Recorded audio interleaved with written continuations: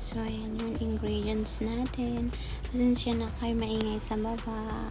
Egg, carnation evapo, tsaka flour, tsaka ito yung margarine kasi walang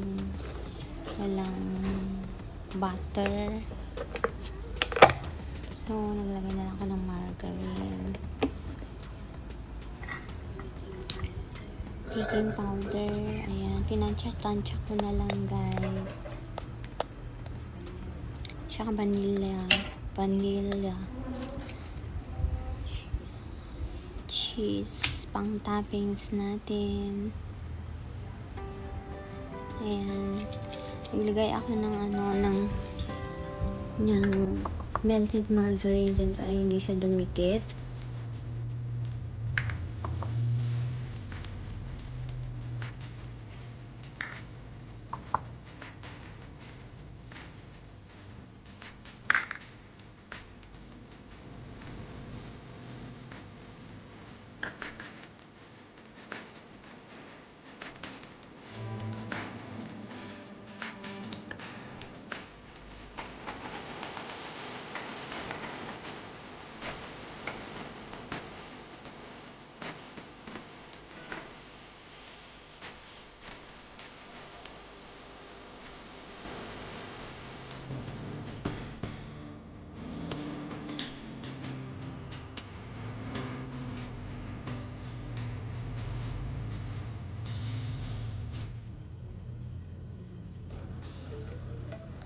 Ayan, brown sugar pala yung ginamit ko dyan kasi wala kaming white sugar.